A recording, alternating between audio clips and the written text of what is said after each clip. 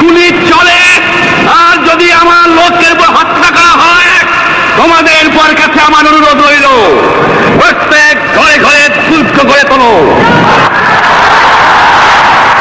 তোমাদের যা কিছু আছে তাই নিয়ে শত্রুর মোকাবেলা করতে হবে এবং জীবনের স্তরে রাস্তাঘাট যা যা আছে সব কিছু আমি যদি হুকুম দেবার নাও পারি তোমরা বন্ধ করে দেবে। আমরা ভাতে মারব, আমরা পানিতে মারব, তোমরা আমার ভাই, তোমরা বাড়াকে থাকো, কেউ তোমাদের কিছু বলবে না, কিন্তু আর আমার বুকের পর গুলি চালাবার চেষ্টা করো না।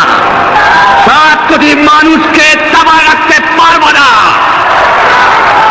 আমরা যখন মরতে শিখেছি তখন কেউ আমাদের দমাতে পারবে না। যা বলি তা মানতে হবে।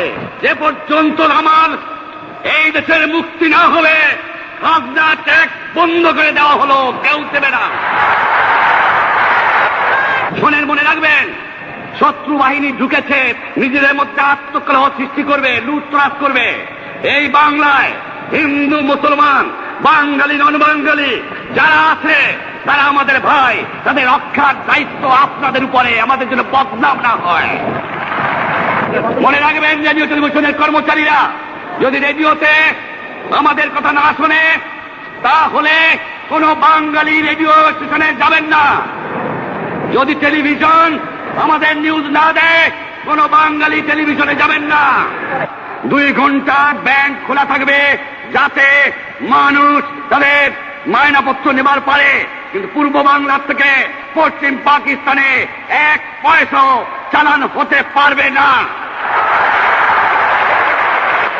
টেলিফোন টেলিগ্রাম আমাদের এই পূর্ব বাংলায় চলবে এবং বিদেশের সঙ্গে নিউজ পাওয়া চলে আপনারা চালাবেন, কিন্তু যদি এই দেশের মানুষকে খতম করার চেষ্টা করা হয় বাঙালিরা বুঝে শুনে কাজ করবেন।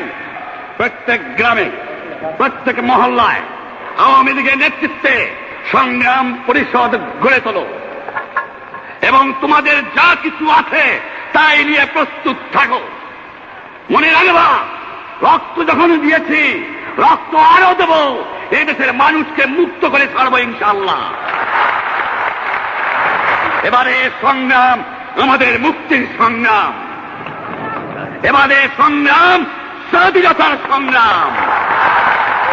জয় বাংলা।